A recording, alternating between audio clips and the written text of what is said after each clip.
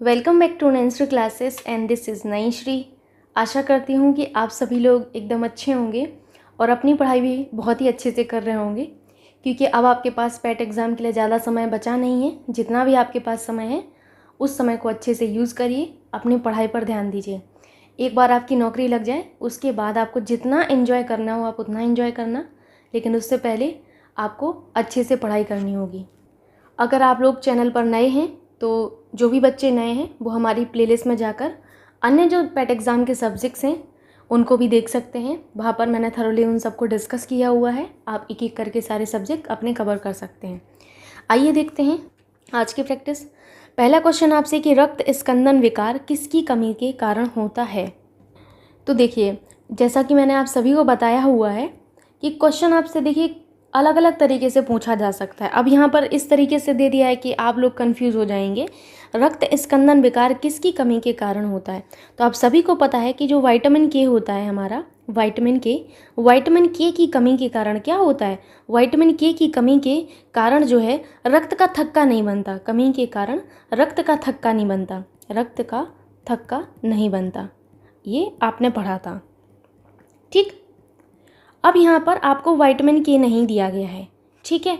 आपको यहाँ पर क्या दिया गया है, उसका रासायनिक नाम दिया गया है। ध्यान से देखिए, तो विटामिन के का जो रासायनिक नाम होता है आप लोग बताइए क्या होता है। तो आप सभी को पता होगा कि विटामिन के का जो रासायनिक नाम है वो फिलोक्विनोन होता है। क्या होता है, फिलोक्विनोन। फिलोक्विनोन याद रखिएगा, फिलोक्विनोन होता है आपका रासायनिक नाम। सो यहाँ पर आपका कौन सा आंसर सही होगा, सेकंड ऑप्शन। ये फिलू नहीं होता है, ठीक है।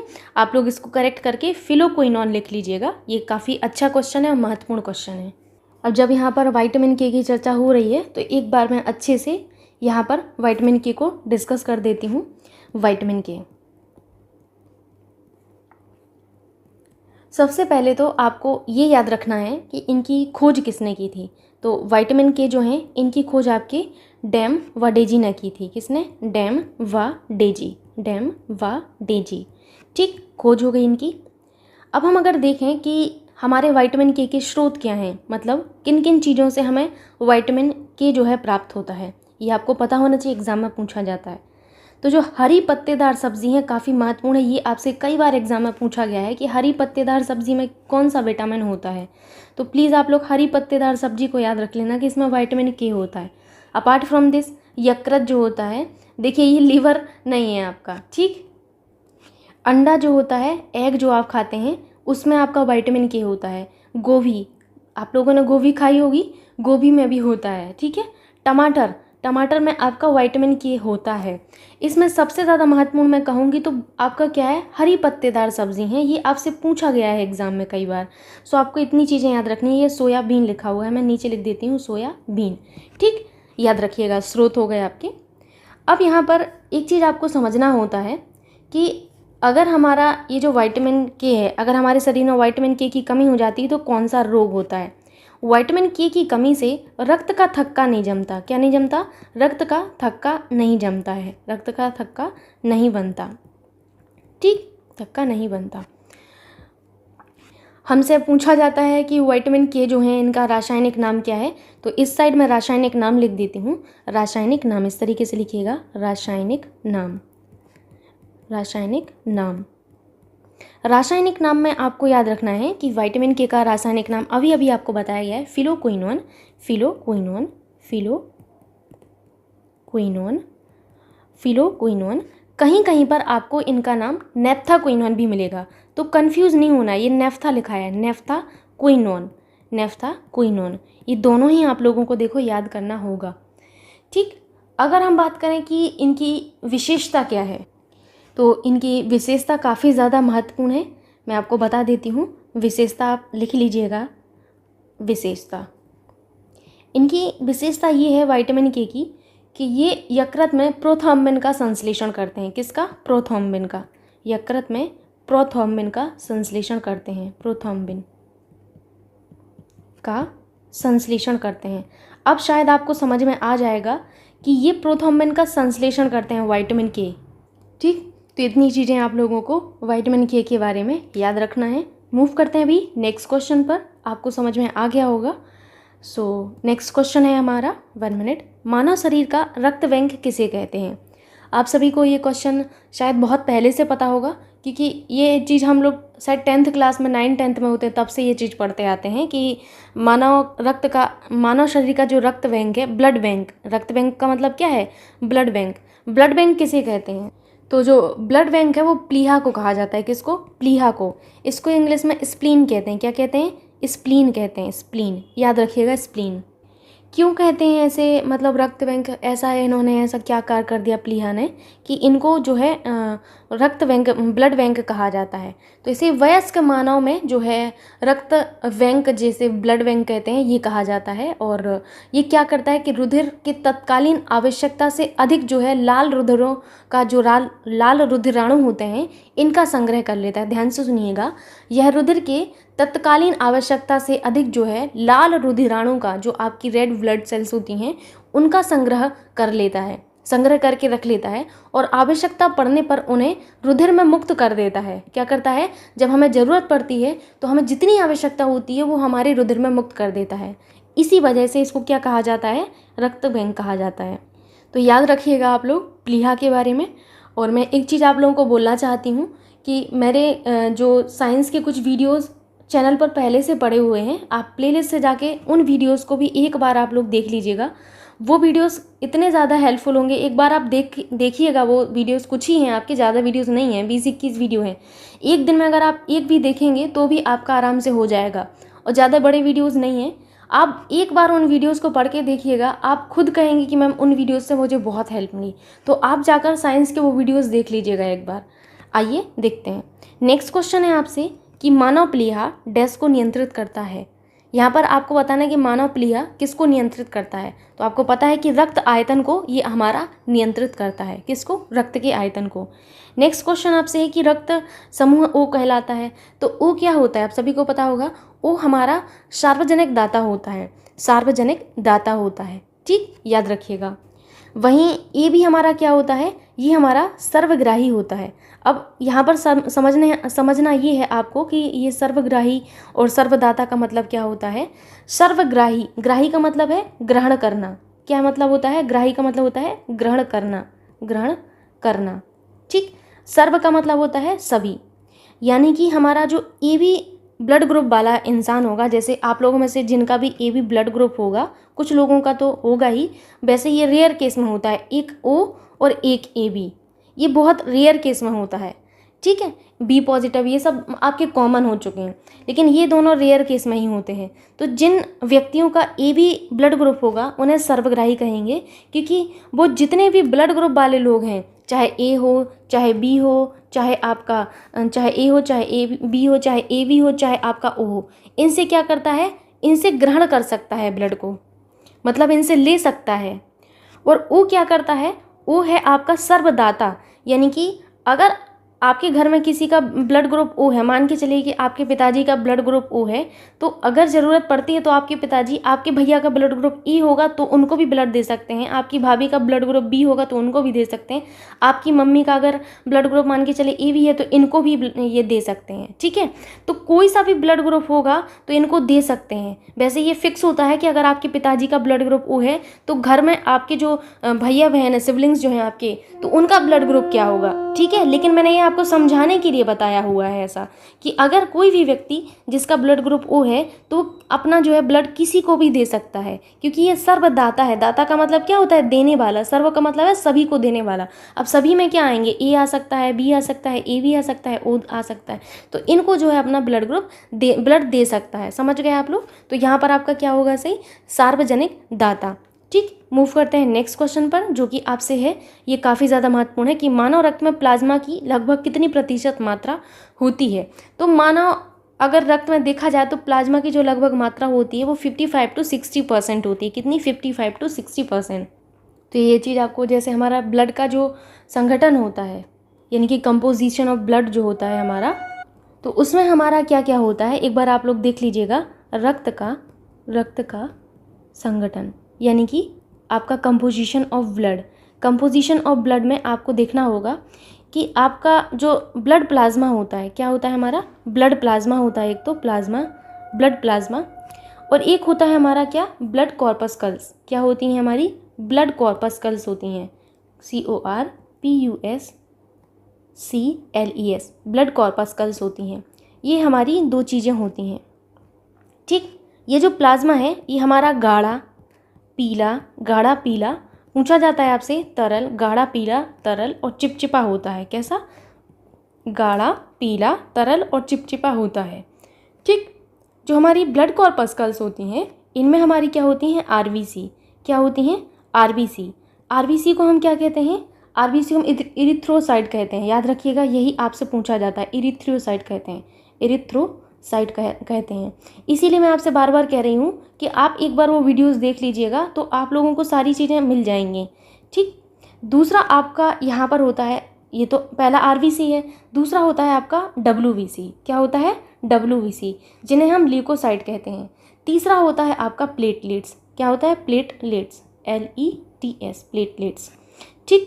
तो ये जो आपके WBC होते हैं इन्हें ल्यूकोसाइट कहते हैं। क्या,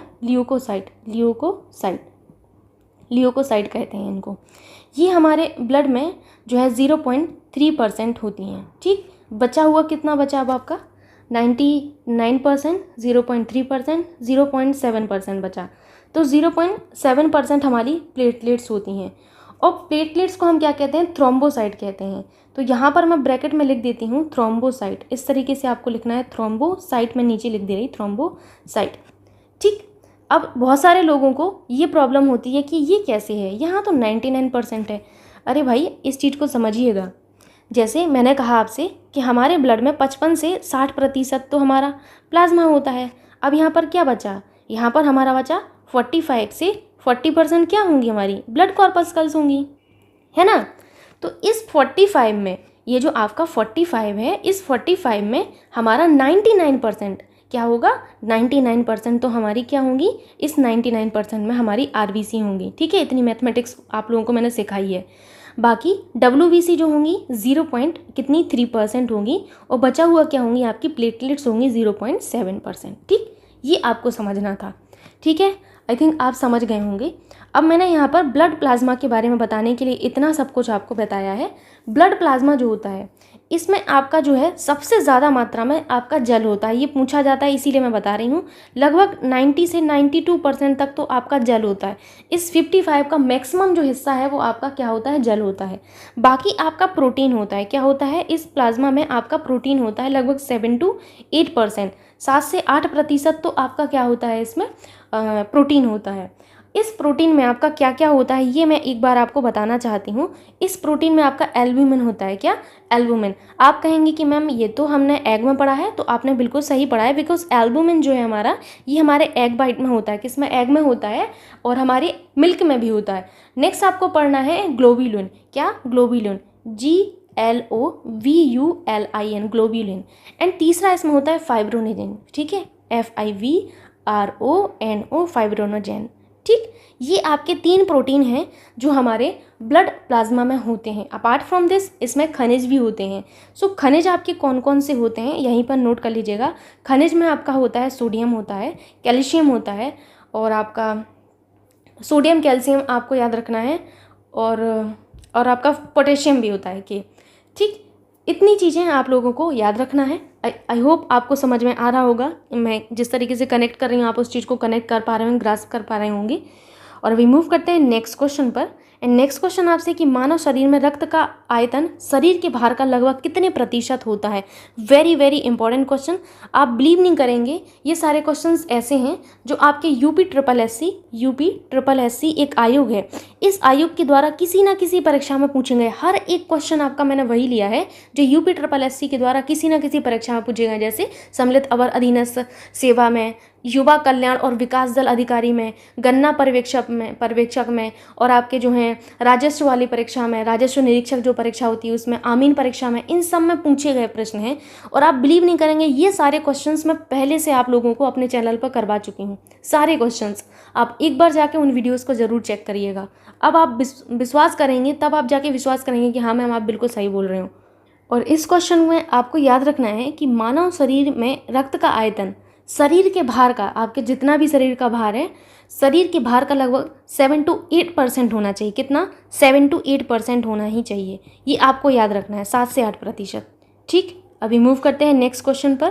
क्वेश्चन आपसे है कि रक्त है, रक्त अम्लीय है, रक्त क्षारीय है, या फिर रक्त अपरिवर्तनीय है, या फिर उदासीन है। तो यहाँ पर आपको बताना है रक्त आपका कैसा है।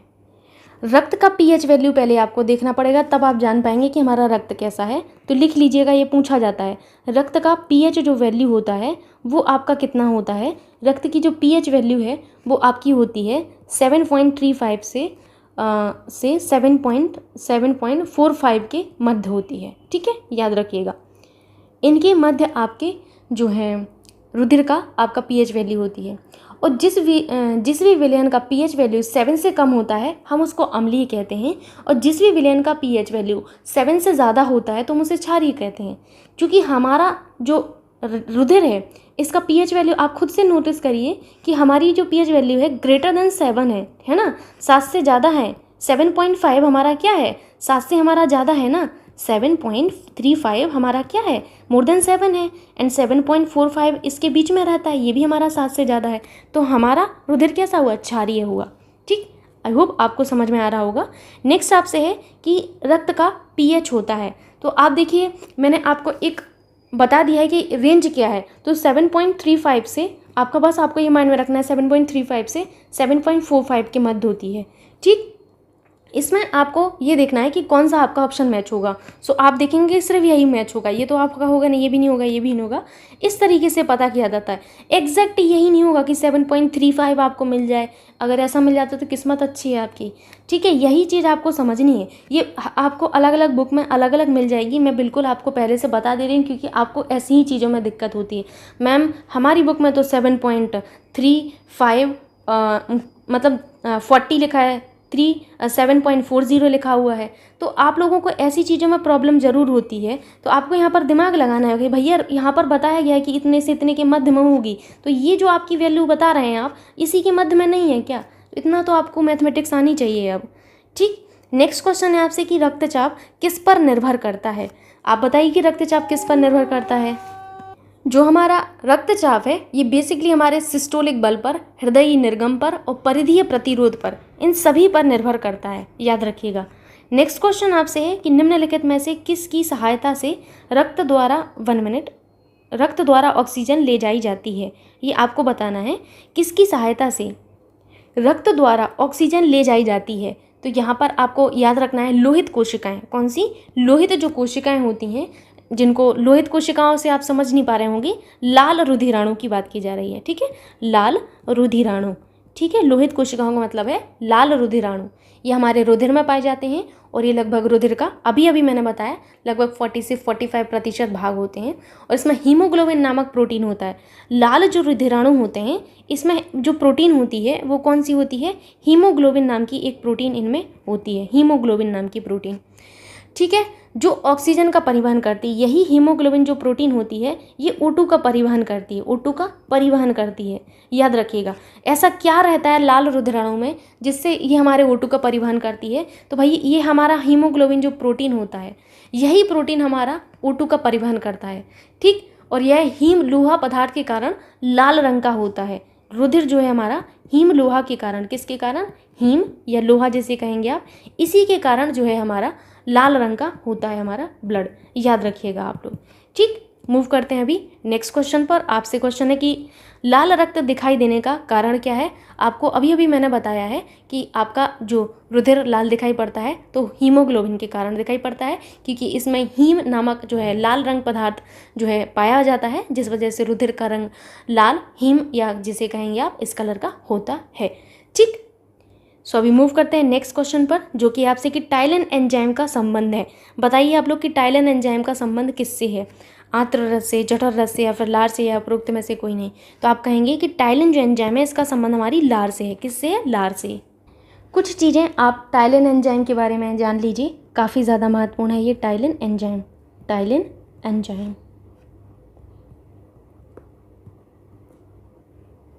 टाइलिन जो एंजाइम है ये हमारा प्रथम पाचन करता है। क्या करता है?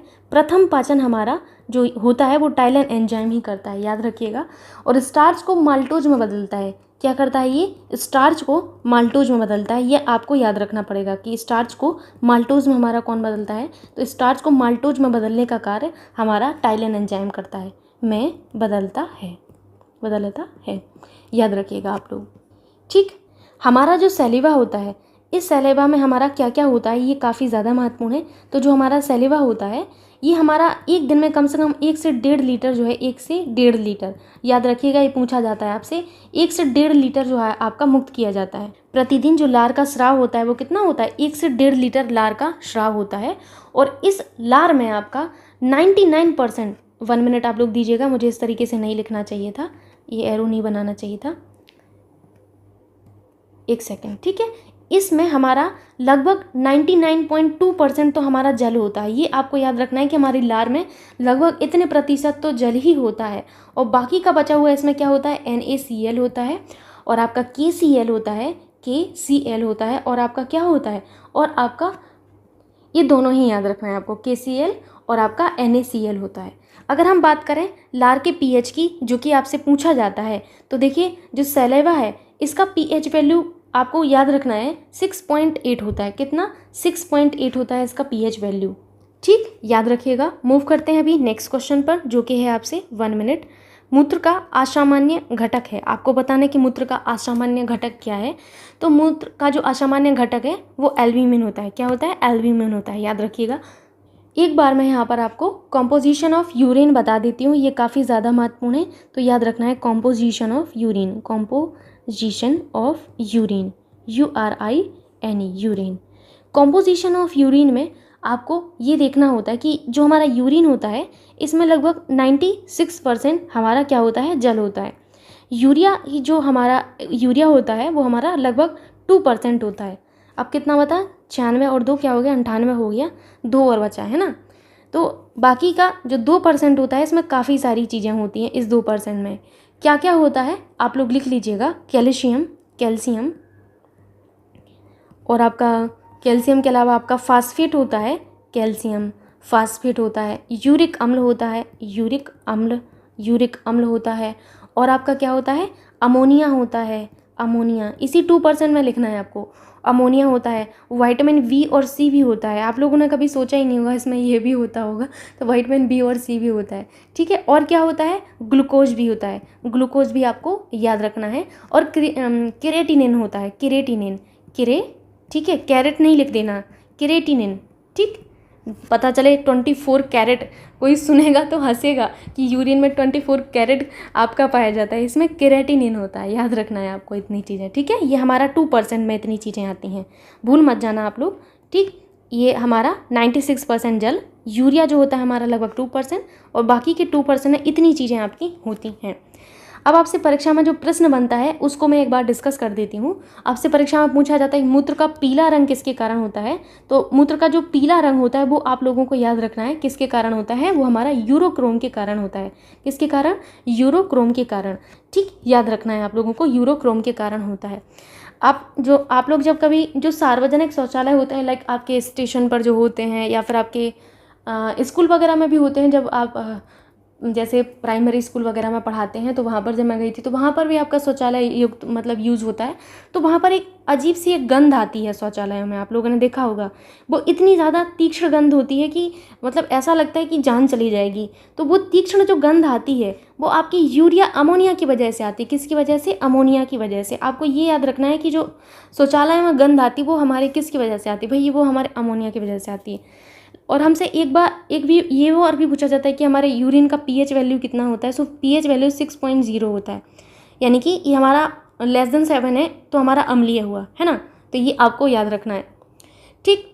ताजे मूत्र में भी गंध होती है। एक तो होता है कि मतलब जैसे कई बार अगर कहीं पर आपका जो मूत्र है वो इकट्ठा होता रहता है, कई सारी ऐसी जगह होती हैं, जैसे हमारी कुछ ऐसी जगह हैं जिनका गलत यूज़ कर लेते हैं लोग, तो वहाँ पर क्या होता है, सफाई नहीं हो पाती, तो वहाँ पर तो गंध आएगी आपको अमोनिया की वजह से। अंतर समझाने के लिए मैं इतना सब समझा रही हूँ, इसको फनी वे में मत लीजिएगा आप लोग, ठीक।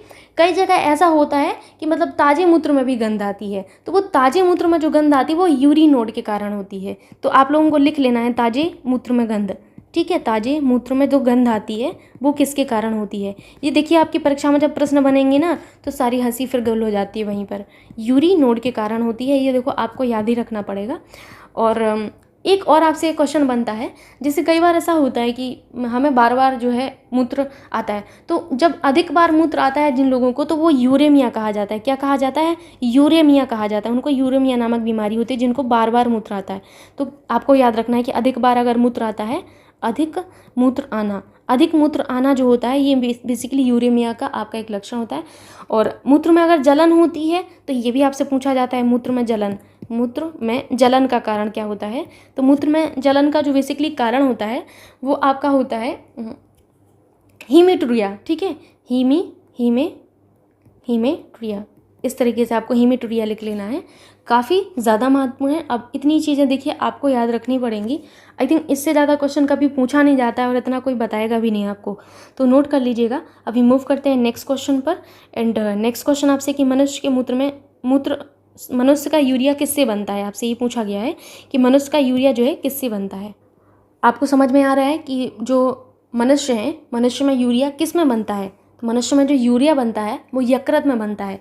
मैंने आप लोगों को बताया हुआ है यकृत में, अभी कल ही के वीडियो में बताया हुआ है। तो हमारा कहाँ पर बनता है? यकृत में बनता है। ये चीज़ें आप लोगों को याद रखनी है। यकृत कोशिकाओं में अमोनिया तथा कार्बन डाइऑक्साइड की अभिक्रिया के फलस्वरूप यूरिया का संश्लेषण होता है। यह उत्सर्जन का जैव रासायनिक पहलू है जो आप लोगों को याद रखना है। मैं एक बार लिख देती हूँ कि यकृत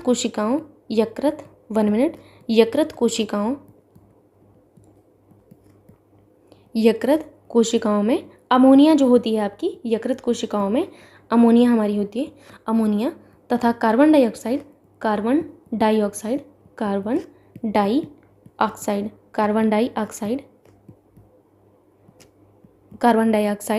की अभिक्रिया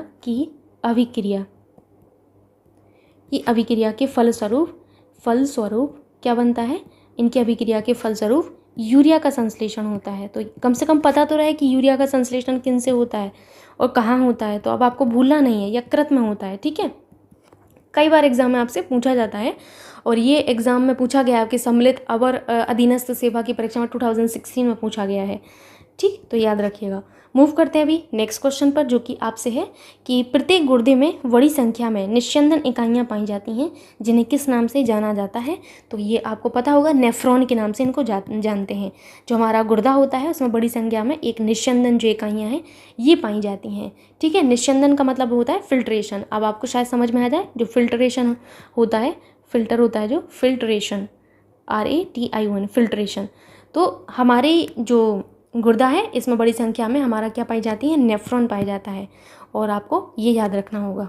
और जो हमारा गुर्दा है इसमें लाखों में नेफ्रॉन मिलते हैं। ये क्या करते हैं? जो अवशिष्ट हैं हमारे, अवशिष्ट जो उत्पाद हैं इनको शरीर से निस्यंदन यानी कि फिल्टर के द्वारा जो है आपका बाहर निकालते हैं। ये आपसे पूछा जाएगा, आपको याद रखना है। मैं एक बार और बोल देती हूँ, अगर आप लिखना चाहें तो लिख सकते हैं कि आपके जो गुर्दे हैं इनमें लाखों संख्या में नेफ्रॉन मिलते हैं। यह अवशिष्ट उत्पादों को शरीर से निस्यंदन यानी कि फिल्ट्रेशन के द्वारा बाहर करते हैं। ठीक है, बाहर निकालते हैं। मूव करते हैं नेक्स्ट क्वेश्चन पर, जो कि है कि हमारे पेट में स्थित पाचक रस में मुख्य रूप से क्या पाया जाता है। तो हमारे पेट में स्थित जो पाचक रस है आप सभी को पता होगा, इसमें हमारा HCl पाया जाता है, हाइड्रोक्लोरिक अम्ल पाया जाता है। क्या? HCl पाया जाता है, याद रखिएगा। जो हमारा पेट है या फिर जिसे आप स्टमक कहते हैं, आमाशय कहते हैं, इससे स्रावित जो प्रमुख पाचक रस है उसको हम जठर रस कहते हैं। क्या कहते हैं? जठर रस। और इसमें मुख्य रूप से HCl होता है, याद रखिएगा। एक बार मैं आपको यहाँ पर बता देती हूँ, 1 मिनट आप लोग मुझे दीजिएगा। आमाशय जो होता है हमारा, जो मैंने आपको बोला है आपको इधर पे समझ में आ जाएगा। आमाशय जो होता है, मैंने क्या कहा, आमाशय या जिसे हमारा पेट आप कहते हैं या फिर जिसे आप स्टमक कहते हैं, STOMACH। अब इंग्लिश वालों को प्रॉब्लम नहीं होनी चाहिए, मैं टर्म्स आपको बताती जाती हूँ। तो हमारे जो आमाशय है इससे जो स्रावित प्रमुख पाचक रस है उसे हम जठर रस कहते हैं। तो यहाँ पर मैं लिख देती हूँ ये क्या है, जठर रस। जठर रस इधर पे आपको लिखना है। जठर रस क्या होता है? आपका प्रमुख पाचक रस।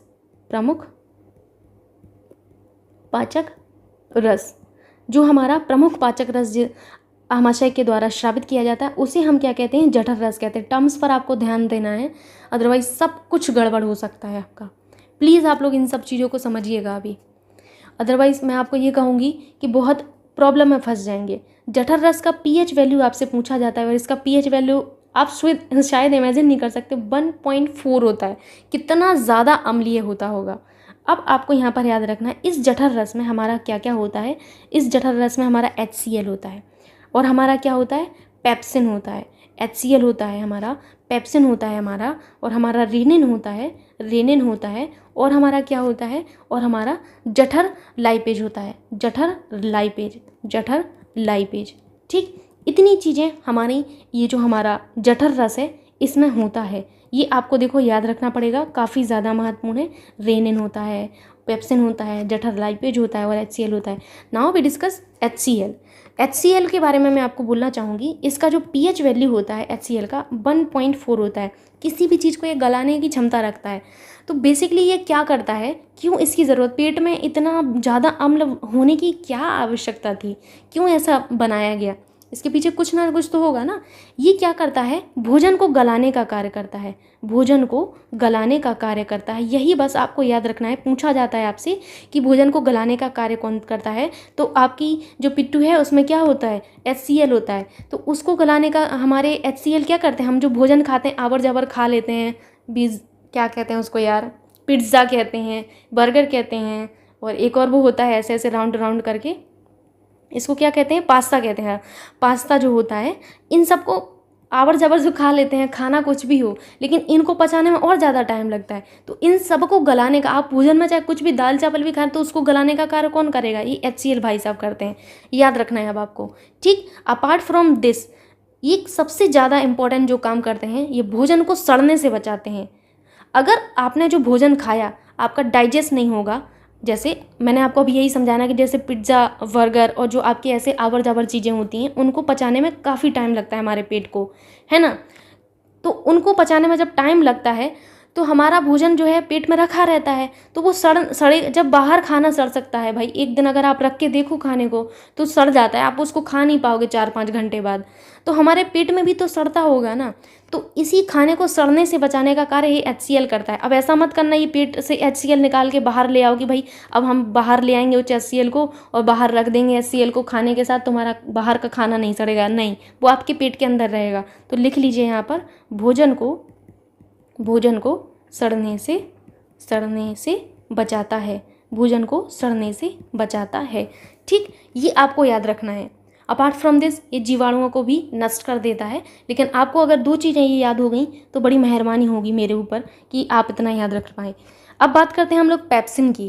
पेप्सिन जो है प्रोटीन के पाचन जो है इनकी शुरुआत करते हैं। पेप्सिन क्या करते हैं, प्रोटीन के पाचन की शुरुआत करते हैं। प्रोटीन के पाचन की शुरुआत कौन करता है, तो प्रोटीन के पाचन की जो शुरुआत करते हैं वो हमारे पेप्सिन करते हैं। ठीक है, प्रोटीन जो होता है हमारा, प्रोटीन PROTEIN, जो प्रोटीन आप लेते हैं अलग अलग फॉर्म में, लाइक अंडे से लेते हैं और पनीर से लेते हैं, कई सारे रिसोर्सेज हैं आपके भाई प्रोटीन को लेने के आजकल। तो जो प्रोटीन आप लेते हैं ये हमारा क्या है, जटिल भाग होता है। ये क्या है, जटिल भाग है। ये जटिल भाग जो है हमारा किस में टूटता है, ये पेप्टोन्स में टूटता है। किस में, पेप्टोन में टूटता है। ये हमारा सरल भाग है। हमारा खाना जो होता है वो जटिल भाग होता है, फिर उसको तोड़ा जाता है तो हमारे सरल भागों में टूटता है। तो ये जो कार्य होता है जटिल भाग से सरल भाग में टूटने का, ये हमारे पेप्सिन भाई साहब करते हैं। कौन करते हैं, पेप्सिन भाई साहब शुरुआत करते हैं। ठीक, अब हमारा है रेनिन के बारे में मैं आपको एक चीज़ बताना चाहूँगी। कई सारे लोगों को लगता है रेनिन ना दूध का पाचन करता है। बहुत सही, आप लोगों को भी यही पता था ना। तो अब अपनी ये भ्रांतियाँ जो हैं आप लोग धीरे धीरे दूर करना शुरू करिए। अभी मैं कुछ ही दिन पहले की बात कर रही, मेरे यहाँ पर एक गेस्ट आए थे, तो वो हमारे कज़िन थे। तो उनको भी उन्होंने मेरे से पूछा, तो मैंने उनको बताया कि नहीं ऐसा नहीं है। तो वो उस चीज़ पर अड़ गए। जब कोई लोग अड़ जाते हैं तो मैं उस चीज़ का फिर जवाब नहीं देती, फिर मैं सोचती हूँ समय इनको जवाब देगा। तो आप लोगों को इस तरीके का जो है बिहेवियर नहीं रखना है। ठीक, और आप लोगों को समझना है चीज़ों को। आप लोगों को अभी तक यही पता था कि रेनिन क्या करता है, बच्चों में दूध के पाचन का कार्य करता है। लेकिन आपको याद रखना है 8 वर्ष तक के बच्चों में। अब वयस्कों में भी मत कर देना कि आप वयस्क हो चुके हैं, 18+ हैं तो एडल्ट हैं आप सभी लोग। आई थिंक मेरे चैनल पर जितने भी लोग हैं सब 18+ हैं, एडल्ट हैं। तो जितने भी बच्चे हैं वो सब एडल्ट हैं। तो हमारे अंदर रेनिन नहीं होगा भाई, इस चीज़ को समझिए। 8 वर्ष के बच्चे जो होंगे 8 वर्ष तक के बच्चों में, 8 बरस तक के बच्चे जो होते हैं, 8 बरस तक के बच्चों में दूध का पाचन जो होता है वो रेनिन एंजाइम की सहायता से होता है। दूध का पाचन, ठीक, दूध का पाचन होता है। दूध जो होता है हमारा, ध्यान से समझिएगा, ये जो हमारा दूध होता है वो, इसमें हमारा कैसीन नामक एक प्रोटीन होता है, कैसीन नामक प्रोटीन होता है। इसको फिर तोड़ा जाता है पैराकैसीन में। किस में? पैराकैसीन में। तो पैराकैसीन में तोड़ने का जो कार्य करता है वो रेनिन ही करता है। आई होप आप समझ सकते हैं इस चीज़ को। एंड लास्ट है हमारा जठर लाइपेज। तो जठर लाइपेज क्या करते हैं? ये भी काम करते हैं, ठीक है। ये क्या करते हैं? वसा का पाचन का शुरुआत करते हैं। तो याद रखिएगा, वसा का पाचन, वसा का पाचन शुरुआत करते हैं। यानी कि जो आपका वसा होता है इसको भी तो डाइजेस्ट करना होता है ना। तो जो वसा है, इस वसा को डाइजेस्ट करने की जो प्रोसेस है उसकी शुरुआत हमारा कौन करता है? जठर लाइपेज करता है। देखिए, आपका उद्देश्य समझना होना चाहिए यहाँ पर, अदरवाइज आप लोग रट के कुछ नहीं कर पाओगे। अभी तक आप लोगों को जो चीज़ें आपने पढ़ी थी तो वो आपने कहीं ना कहीं से ऐसे रट ली थी, या फिर मान के चलिए आपको कुछ चीज़ें आती थी, कुछ आपने ऐसे रट ली थी, तो यहाँ पर चीज़ें वो गलत हो जाती हैं, फिर प्रॉब्लम होती है। तो अभी आप टर्म्स पर ध्यान दो कि 8 ईयर है ये भाई, ये वसा का पाचन, इधर पे आप प्रोटीन मत कर देना जठर लाइपेज में, वसा अलग है। मैंने इसीलिए बोला है आप लोगों को कि आप प्रीवियस वीडियोज़ देखिए मेरे, वहाँ पर मैंने MCQ के फॉर्म में आपको सारी चीज़ें समझाएंगे, वहाँ पर मैंने आपको सब कुछ समझाया है। तो आपको समझ आएगा वसा क्या है, प्रोटीन क्या है, कार्बोहाइड्रेट क्या है, कार्बोज मतलब जो कार्बोज होता है ये क्या है, कार्बोहाइड्रेट ही होता है, ठीक। तो ये सारी चीज़ें, अब जैसे आपका वसा है, ये जो वसा है, वसा में हमारा क्या होता है, वसा जो टूटता है वो ट्राइग्लिसरॉल में टूटता है। किसमें? ट्राइग्लिसरॉल में, ग्लिसरॉल। ये ट्राइग्लिसरॉल हमारा किस में टूटता है? ग्लिसरॉल में टूटता है। ग्लिसरॉल, मिलिसरॉल नहीं होता है, ग्लिसरॉल। आपको समझना है, ये लिखना नहीं है, ठीक है। जो चीज़ें लिखनी है वो इतने एरिया में लिख दी है मैंने, ठीक है। ये हमारा ग्लिसरॉल में टूटता है, ठीक। तो हमारा ये जो जठर लाइपेज है हमारे वसा को ट्राइग्लिसरॉल में तोड़ने का कार्य करता है। यहाँ पर हमारा कार्य करता है लाइपेज, जठर लाइपेज। प्लीज़ याद रख लीजिएगा कि लाइपेज क्या करता है? वसा को तोड़ने का कार्य करता है। वसा का जो पाचन है, वसा के पाचन की शुरुआत कौन करता है? हमारा जो है लाइपेज करता है। आई होप आपको समझ में आया होगा, और आज का वीडियो मैं यहीं तक रखती हूँ। नेक्स्ट जो आपको क्वेश्चन मिलेंगे वो यहीं से मिलेंगे, प्रकाश संश्लेषण में रोशनी किस ऊर्जा में परिवर्तित हो जाती है, यहाँ से। ओके, सो मिलते हैं नेक्स्ट वीडियो में, तब तक के लिए बाय बाय, टेक केयर। आशा करती हूँ कि आपको ये वीडियो अच्छा लगा होगा। प्लीज़ एक लाइक आप कर दिया करिए और 1 लोगों को शेयर कर दिया करिए, ठीक है। Thank you.